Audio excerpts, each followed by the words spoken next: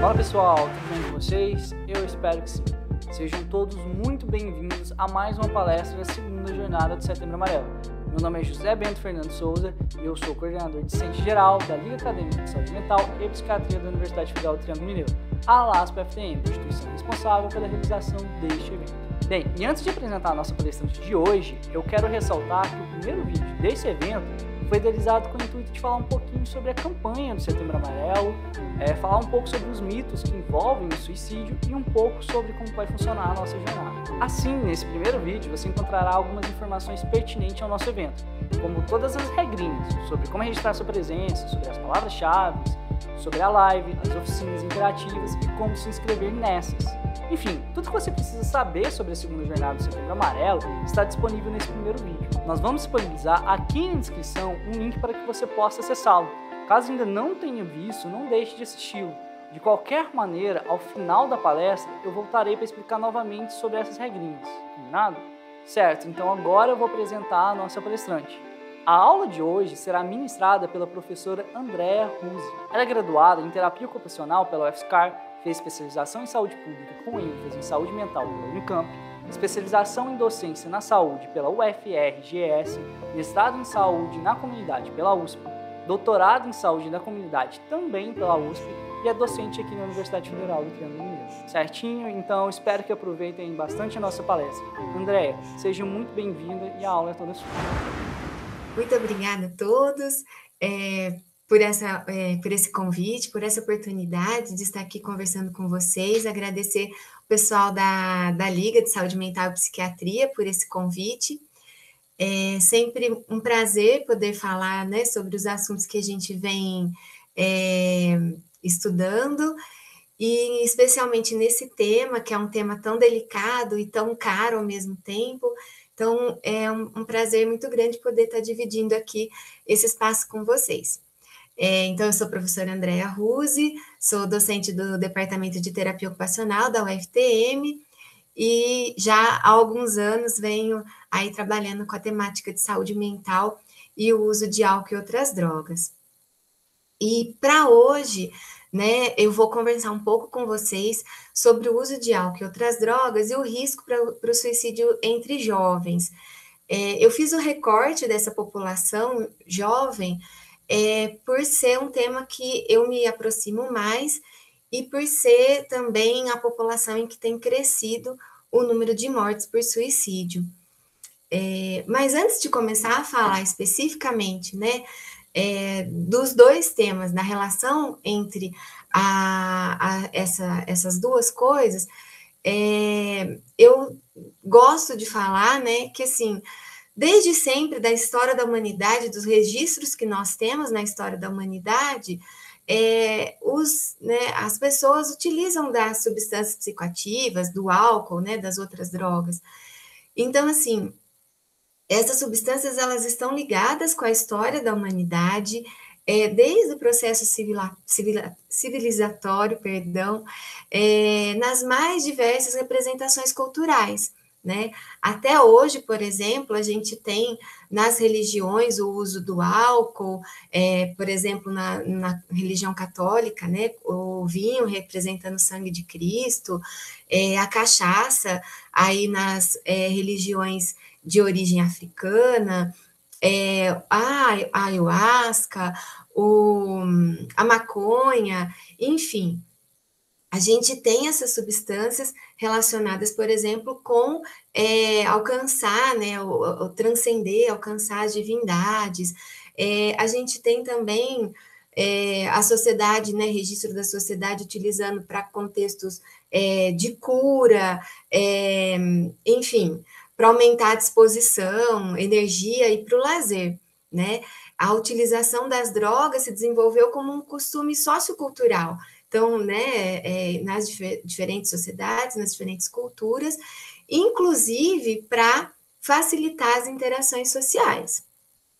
O problema é que, com o passar do tempo, essa relação do homem com as substâncias, ela vai se alterando, né? Então, deixa de ser como um momento de interação social, como um momento religioso, de transcendência, e passa a ter uma relação problemática, né? Um consumo problemático que passa a causar danos aí, sejam eles físicos, sociais, de trabalho, né? Então, isso também, essa relação problemática, ela aumenta quando, com o avanço da ciência e tecnologia, as drogas consumidas passam de ser exclusivamente as naturais, né, extraídas, por exemplo, da cana-de-açúcar, da folha de coca, da folha de cannabis.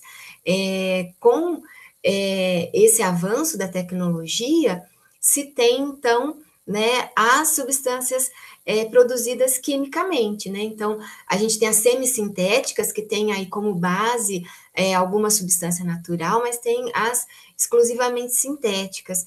E aí, a disseminação dessas substâncias em todas as camadas sociais, culturais, assim, ela vai desenredar num problema, né, com um uso prejudicial dessas substâncias.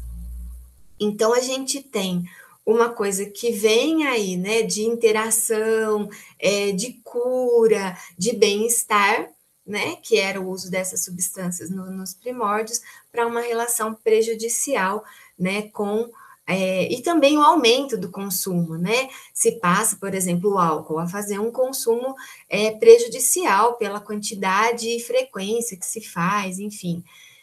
E esse uso, ele vem aumentando ao longo dos anos, né? A quantidade e a frequência, ela vem aumentando ao longo dos anos. A gente tem que, no início, era frequentemente mais utilizada pelos homens, né?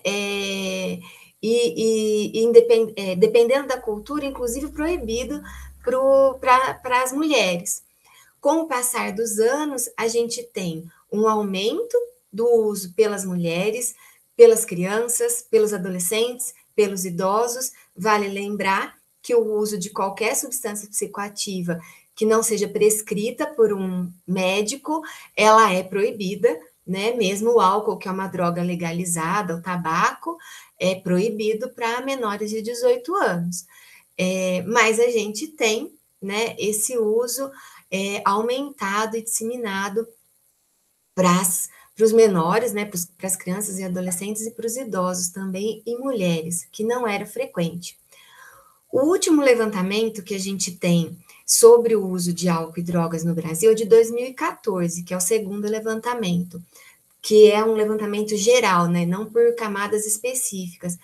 Mas a gente tem aí que nessa época, em 2014, cerca de 67 milhões de pessoas no Brasil mantinham o comportamento do uso de álcool.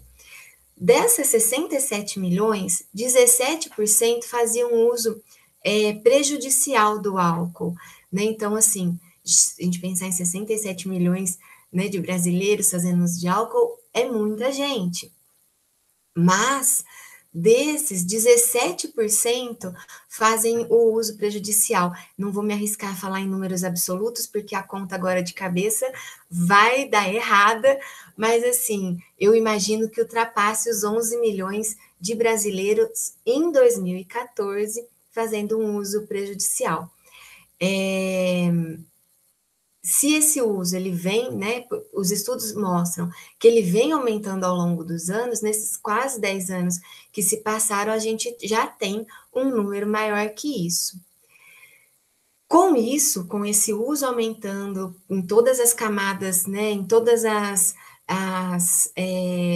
classes sociais, econômicas, a gente tem, em 2003, o reconhecimento pelo Ministério da Saúde como o uso de álcool e drogas como uma questão, né, de saúde pública como uma questão de saúde e doença. E por que isso é importante?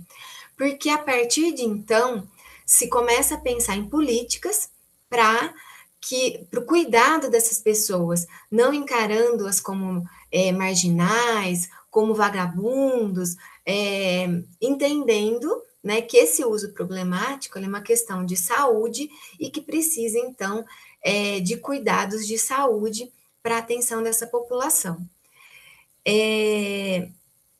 Mas, assim, vale ressaltar que até hoje, né, na nossa atualidade, jovens, adultos, utilizam das drogas para relaxar, para se divertir, para sentir prazer. E aqui o que eu vou fazer o link com a questão do suicídio para fugir dos problemas do cotidiano. Né? Quando a gente não tem formas saudáveis de lazer, de prazer, a gente, né, a pessoa que não tem uma válvula de escape, de lazer e de prazer que seja saudável, ela encontra nas substâncias, né, no álcool, nas outras drogas, uma forma de relaxar e de prazer. Né? Isso já é comprovado pela literatura. E por que isso é um problema? Porque álcool e algumas outras substâncias são baratas, né? Então, assim, eu não tenho dinheiro para viajar. Minha única solução, né, que eu encontro para relaxar, para ter lazer, para prazer, é sentar com os amigos e consumir álcool, né? Álcool é uma substância culturalmente aceita e, inclusive, incentivada, né? O uso na nossa cultura, que, ok, o problema é quando, né, se passa-se a única forma de prazer e de fuga dos problemas, né? Então, a gente guarda essa ideia da questão do uso das substâncias com a fuga de problemas. A gente tem ainda na literatura que os motivos que podem levar uma pessoa a morrer, né, pelo suicídio são os mais diversos, né? Eles podem estar relacionados, inclusive, com mais de um fator, né? Fatores psicológicos, sociais, e aqui nos sociais a gente inclui também os financeiros e os culturais, né? A gente tem o professor Neuri Botega, da Unicamp, que já em 2014 ele faz vários estudos, né, em relação ao comportamento suicida, e em 2014 ele já apontava que o Brasil, né, ele estava entre os 10 países com os maiores números de morte por suicídio, né?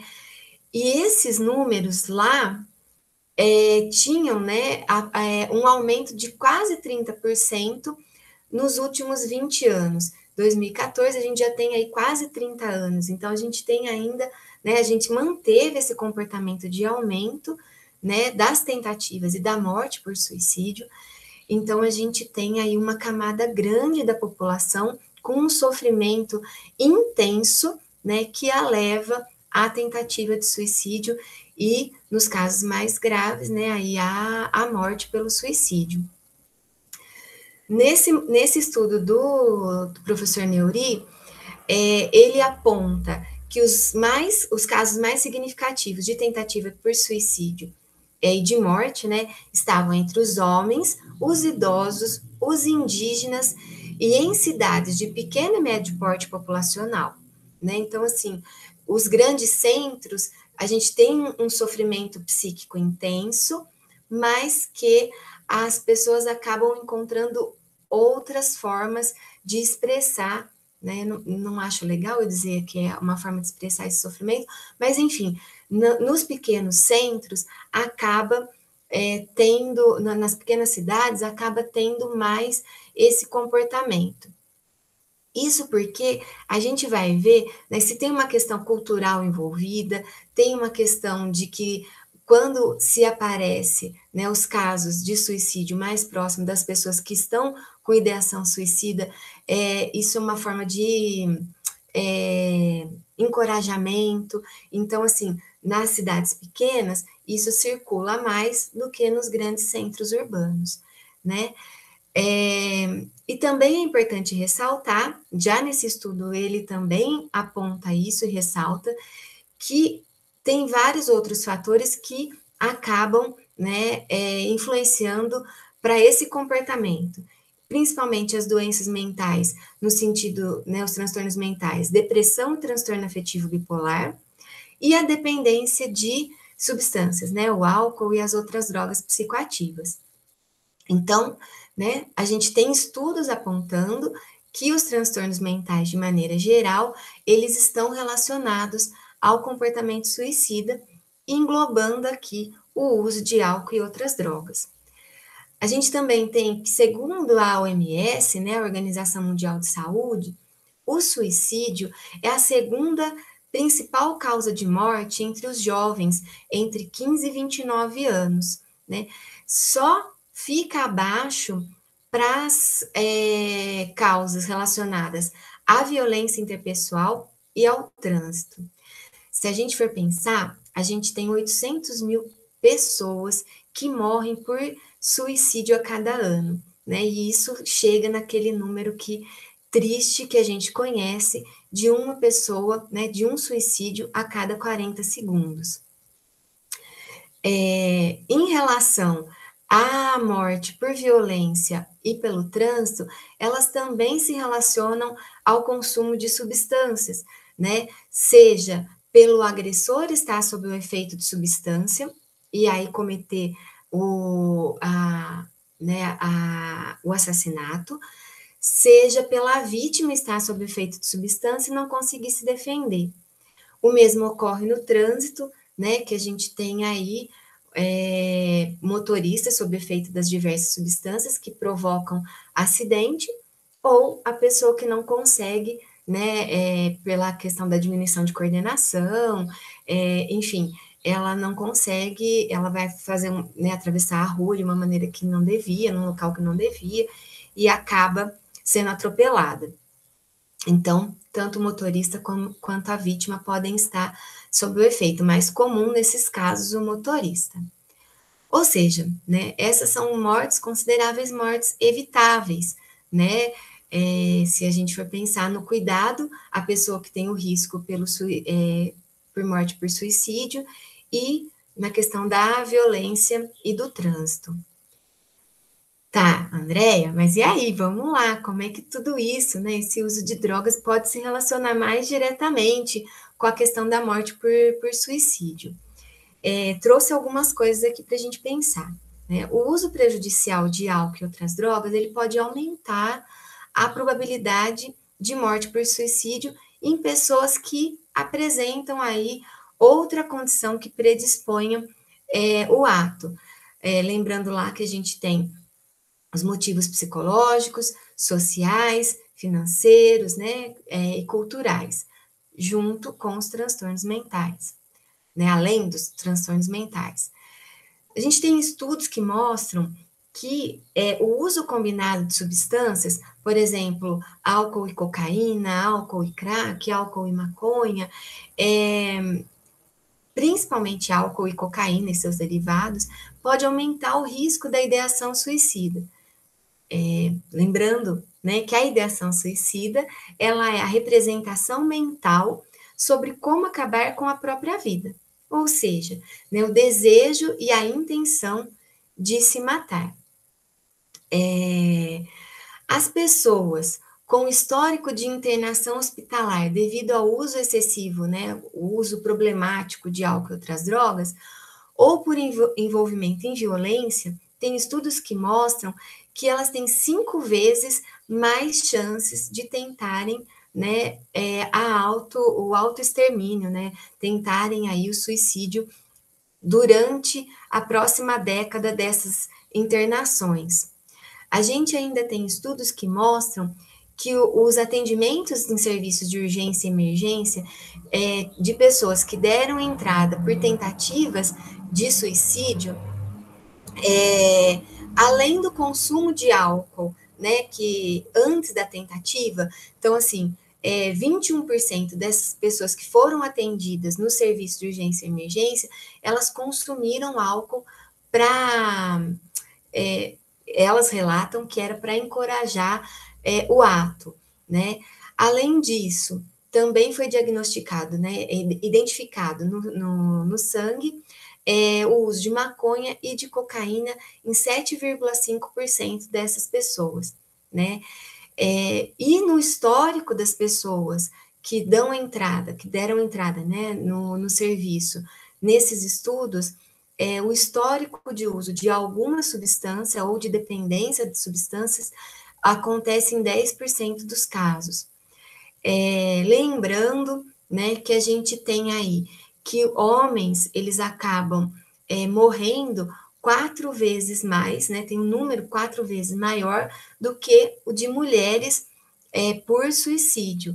Porém, a gente tem entradas em serviço de urgência e emergência 4 vezes maiores por tentativas de suicídio de mulheres do que de homens.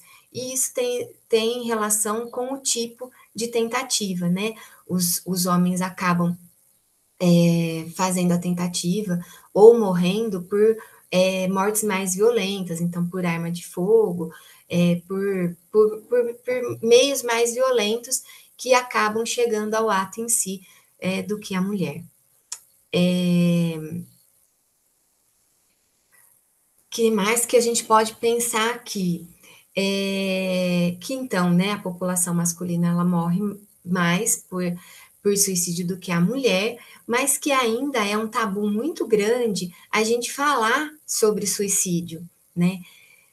E isso demonstra a necessidade de políticas públicas específicas, né, para essa população que vem num sofrimento psíquico intenso, né, que chega a esse problema. Então, falar sobre suicídio é um tabu, falar sobre quem usa álcool e drogas, né, e outras drogas é um tabu. Juntou os dois, a gente tem um tabu maior ainda. Por quê? Porque isso dificulta, né, tanto os atendimentos como a coleta de dados reais nos serviços de atendimento, para que se possa desenvolver ações de prevenção e de cuidados adequados a essa população. Contudo, em 2019, foi estabelecida a Política Nacional de Prevenção da Automutilação e do Suicídio. Vou pegar aqui o número da lei. A Lei 13.819, de 26 de abril de 2019. Né? E por que é importante a gente ter uma lei, né, que vai tratar, uma política para tratar da prevenção da automutilação e do suicídio? Além de ações de educação, né, em saúde, de cuidado, de detecção, essa lei torna obrigatória a notificação dos serviços, né, que atendem os casos de tentativa de suicídio, para que se tenha, e de morte por suicídio também, para que se tenha um número mais próximo, né, da necessidade de cuidado da nossa população. Isso talvez, né, vá diminuir, né, espera-se que diminua as subnotificações, porque sem a gente ter notificações em serviços públicos, notificações, né, a gente não tem uma pressão para que se tenha, então, políticas e financiamento para essas políticas, né, de fato, para a nossa população. E ainda, então a gente falou de tabu, falou de políticas. Um outro dado importante é que o álcool, ele é a droga mais usada, né? Vamos lembrar lá, socialmente aceita, estimulada, e que ela é que mais se correlaciona com o uso, né, prejudicial de substâncias e com o suicídio.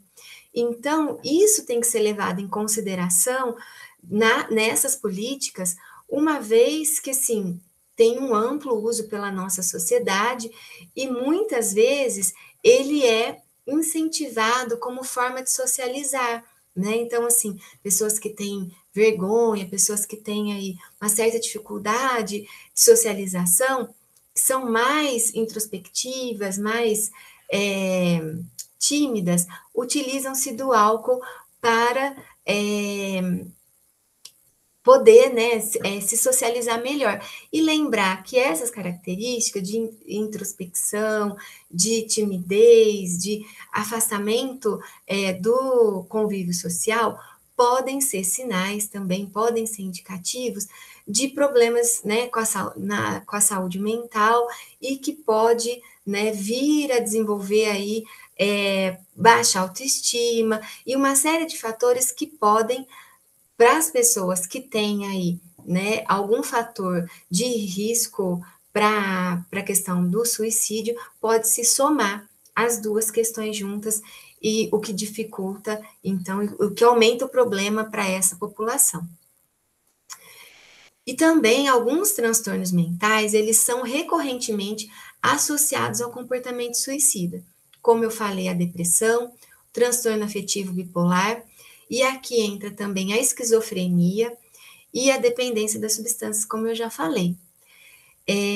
Isso se soma também a algumas características da personalidade, né? Como eu falei, o retraimento, o isolamento, ser mais tímido e circunstâncias da vida podem agravar o comportamento suicida, como desemprego, né, as questões sociais e financeiras, decepções amorosas, rompimentos, divórcios, e nesse sentido, desamparo social, vulnerabilidade social, podem se constituir como fatores de risco para o comportamento suicida. E a associação entre essas características e o uso de substâncias podem, né, agravar e, de fato, levar à morte por suicídio. E aí, lembrando lá que eu falei que são fatores, né, são temas que são considerados e tratados como tabu, infelizmente, ainda pela nossa sociedade, é um desafio criar estratégias eficientes para o seu enfrentamento, né? Porque, assim, se eu não quero nem falar que o problema existe, eu quero, né, aquele ditado, tapar o sol com a peneira, porque as pessoas sofrem, as pessoas têm né, transtornos mentais, as pessoas têm problemas sociais, as pessoas têm vários fatores aí que acontecem, né? E se eu não reconheço que esses problemas acontecem e que esses problemas podem estar, né, agravando o risco do suicídio, eu não crio estratégias de enfrentamento e de cuidado a essa população. Então, a primeira ação que a gente precisa, como profissional de saúde ou como futuros profissionais de saúde, como familiar de quem tem o risco, né, para o comportamento suicida, a primeira estratégia, a primeira ação é o reconhecimento do problema, né? É o reconhecimento de que a pessoa, ela utiliza álcool em excesso e é uma pessoa que vem falando que a vida não tem sentido, que o mundo ficaria melhor sem ela, né, fazer essas associações e procurar a ajuda adequada. No Brasil, a gente tem, como falado, que os casos de suicídio têm aumentado a cada ano, né? E isso vem chamando a atenção dos órgãos públicos responsáveis, o que culminou em 2019 na lei, né? E a mesma complexidade para cuidar do comportamento suicida se encontra na origem da temática, né? A gente tem aí que e do uso prejudicial de drogas. A gente tem aí que até alguns anos atrás, vou pedir perdão porque eu não fiz essa anotação, então eu não tenho a data certa, mas, por exemplo, se você na religião católica, não vou saber falar se em outras acontecia a mesma coisa, mas, por exemplo, não poderia ter a missa de sétimo dia se a pessoa tinha sido declarada com morte por suicídio, porque, né, isso era um pecado muito grave. Então, assim, isso só vai aumentando o preconceito e a dificuldade que nós temos em lidar, né, e em ajudar essa população. Esses dois fenômenos, eles afetam de forma mais evidente a população masculina, né, conforme eu falei, o uso prejudicial de drogas e o suicídio, ele afeta mais a população masculina, embora, né, a gente tenha aí um crescente da população feminina também em relação às substâncias. Mas o que se tem na literatura é que provavelmente isso afeta mais, né, porque a população masculina, ela é mais negligente com o cuidado da própria saúde.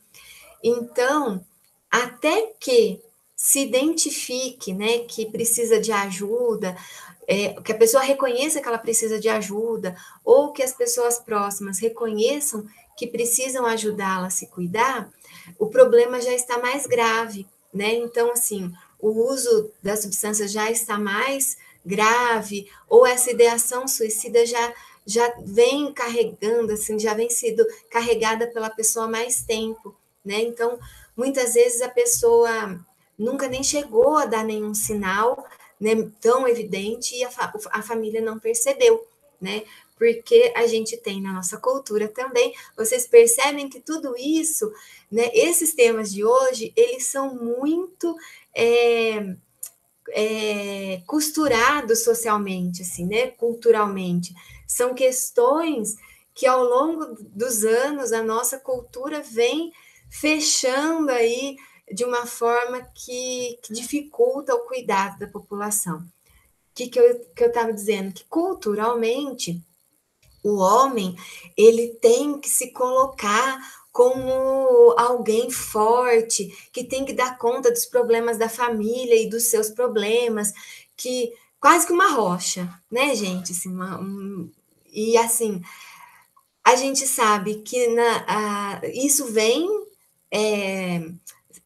sendo transformado principalmente pelas mulheres que acabam sendo, né, os arrimos aí, as chefes de família, né, mas essa questão do homem se manter como alguém que não pode, né, não que não tenha problemas, mas que não pode mostrar os seus problemas, dificulta, inclusive, o cuidado de saúde, né?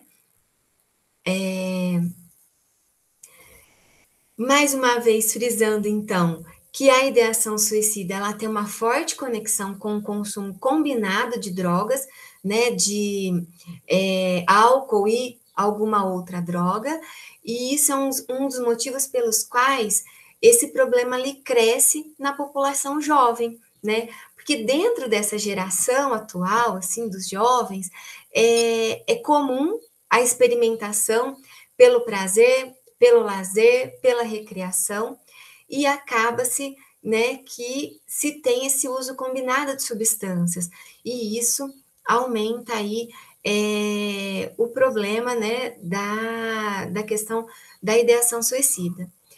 Isso se a gente tem essas informações que nós trouxemos até agora, né, que eu conversei com vocês até agora, de que alguns transtornos mentais estão mais diretamente relacionados ao comportamento suicida, depressão, transtorno bipolar afetivo, esquizofrenia e o uso do álcool e das outras drogas.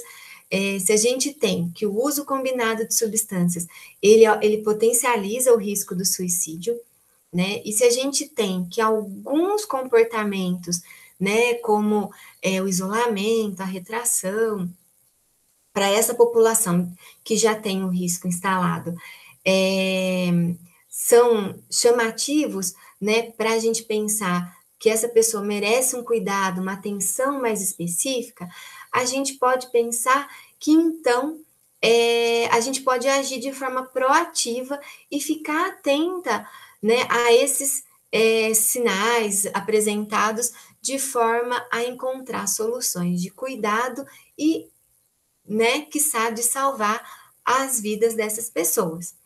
Por que eu estou falando isso? Porque para finalizar, né, existem algumas cartilhas do Ministério da Saúde que trazem, né,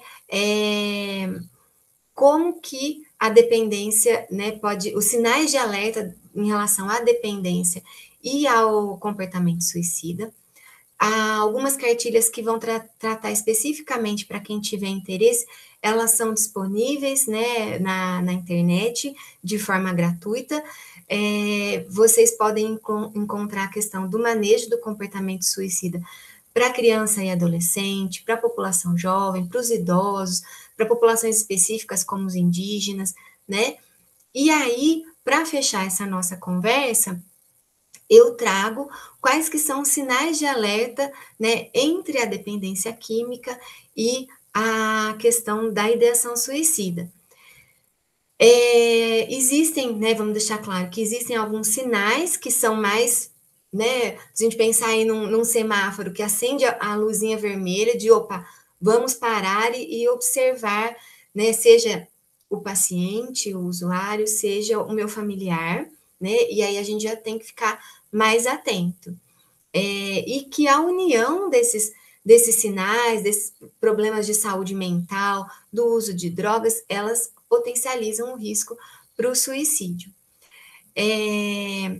Como eu falei, também estão ligados aos sintomas, né, aos sinais de isolamento, mudanças de comportamento, e aí aqui, pessoal, uma coisa que fica, né, que é importante ficar bem atento, declarações das pessoas em tom de despedidas, né, assim, que evidencia a vontade de morrer.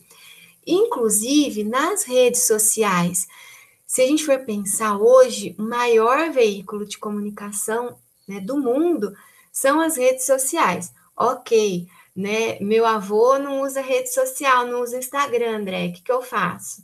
Se bem, né, que Facebook, principalmente, os idosos têm usado bastante.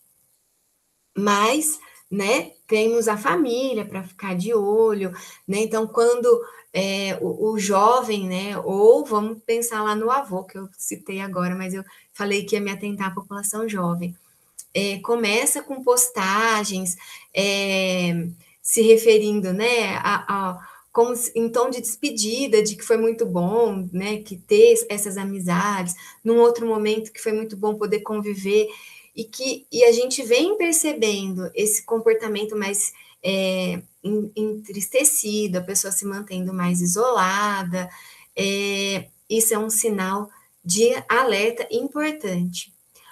Um outro sinal de alerta importante são pessoas que não têm planos para o futuro, né? Jovens sem plano para o futuro é algo extremamente grave, né? Mas os idosos aposentados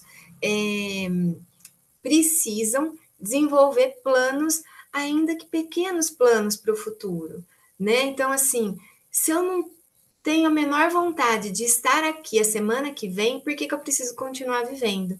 Né? Não, mas a semana que vem tem, sei lá, o aniversário da sua avó e eu quero muito organizar, né, um bolinho para ela. Você percebe? São planos simples, mas quando eu realmente não tenho mais nada para o futuro, né, eu não planejo viver o futuro, eu não planejo viver, né? Então, para essa população, né, com esses riscos já anunciados, a falta de futuro é um sinal importante. E uma outra coisa associada à falta de planos é a tentativa de deixar tudo organizado, né? Então, assim, sem deixar nenhum problema ou dor de cabeça para a família. Por exemplo, a pessoa que começa a falar assim: olha, se aconteceu alguma coisa comigo, lá naquela gaveta tal, tem todos os documentos que você precisa para o plano funerário, para o seguro de vida, para o contrato da escola, os documentos da faculdade estão tudo ali. Aí você fala assim: nossa, mas que conversa estranha é essa? A pessoa vai responder assim: não, mas é sempre bom saber, né? Olha, sabe o financiamento do carro? Então, eu recebi tal dinheiro de tal coisa que não estava esperado, eu já quitei, já tem tal coisa assim, né? Tudo arrumadinho, principalmente essa organização de documentos. é a luzinha vermelha de novo do semáforo. E além disso, a gente tem outros sinais aí, outros sintomas, por exemplo, mas aqui seria como sinais importantes mesmo. Histórico de suicídio na família, né? Alguns estudos falam de um risco genético. Eu trabalho mais na linha de pensar que é um comportamento familiar que se passa de geração para geração, que pode passar de geração para geração, como a gravidez na adolescência, como outros comportamentos que passam de geração para geração, o comportamento suicida ele também, né, tem estudos mostrando que passam de geração para geração, né? Prefiro isso a dizer, né, do comportamento, da questão genética. Eu não conheço nenhum estudo que diga que a gente tem um gene, né, que está ligado ao comportamento suicida. Se tiver, vocês me perdoem por essa minha ignorância, mas pode ser que tenha, né? Então, por isso que, como eu não conheço, eu trabalho com o comportamento familiar, né? Além da questão do histórico, né, de suicídio na família, a gente também, em pessoas que têm, né, os riscos associados, quando acontece o suicídio de um amigo próximo, né, de uma pessoa próxima, ou de uma pessoa da mídia, né, que aí foi relatado pela mídia que foi morte por suicídio, e era um ícone para essa pessoa, alguém que era importante, que ela admirava, a família ou os profissionais que a acompanham precisam ficar atentos, porque acontece o encorajamento quando a pessoa está com a ideação. O fato da pessoa viver sozinha, né, aí em qualquer idade, né, ela apresentando esses riscos, esses sinais, viver sozinha é um risco que agrava a ideação suicida. Grandes perdas econômicas, perda de status social, que está relacionada à questão econômica, agravam o risco, né, do comportamento suicida. Falecimento de cônjuge, divórcio dos pais ou afastamento de amigos são fatores que potencializam também o risco. E aí, aqui, pessoal, é importante colocar que o falecimento do cônjuge aumenta o risco do homem, né, de ideação suicida. A mulher, ela é fator de prevenção para o homem, para alguns transtornos mentais, né, e para o suicídio. Infelizmente, o homem é fator de risco para a mulher, né? O casamento, eu quero dizer, acaba sendo fator de risco para o desenvolvimento de algumas doenças mentais. E aí, se o homem, né, tinha a mulher como aquela âncora, aquela base forte que segurava algumas coisas, quando ela falece, o homem que tinha o risco para o suicídio acaba aumentando o risco. E a vulnerabilidade social, ela está ligada, né, aí ao aumentar o risco do comportamento suicida.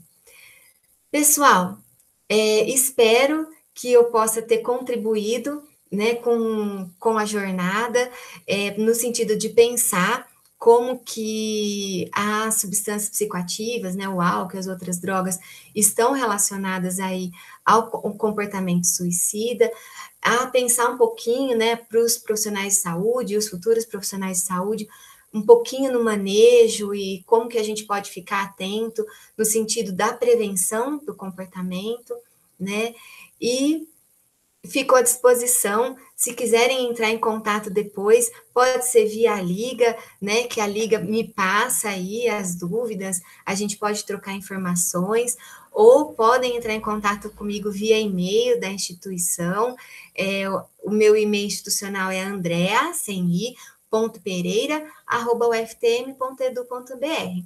Também temos lá as nossas redes sociais, que eu divulgo o trabalho, que é o do núcleo de pesquisa que eu coordeno, que é o NEPSMAD, que é o @NEPSMAD no Instagram. A gente também divulga material, divulga pesquisa, podem entrar em contato por lá que a gente também responde, tá bem? Um abraço mais uma vez, obrigada pela oportunidade de estar aqui dividindo com vocês. Muito obrigado, André. Que palestra sensacional. Quero aproveitar o espaço e te agradecer pela aula, pelo tempo disponibilizado e por todo o seu apoio. E, bem, agora, como eu mencionei no início desse vídeo, eu volto para ressaltar alguns pontos sobre a segunda jornada de Setembro Amarelo. Primeiro, quero lembrar que no dia 29 de setembro, a jornada contará com 2 oficinas interativas, onde abordaremos os seguintes temas: depressão e luto e ansiedade e estresse. As oficinas são espaços para que os inscritos possam interagir com a gente, com a coordenação, discutindo sobre essas temáticas. Além disso, abordaremos o assunto trazendo manifestações artísticas, como exemplo, filmes, pinturas, músicas, e ao final ainda haverá um momento de meditação guiada por um profissional. Para participar, é necessário que você se inscreva na sala de horário e temática de seu interesse. O link para acesso ao formulário de inscrição está disponível aqui na descrição. As inscrições são gratuitas e as vagas são limitadas, então corra e faça a sua inscrição.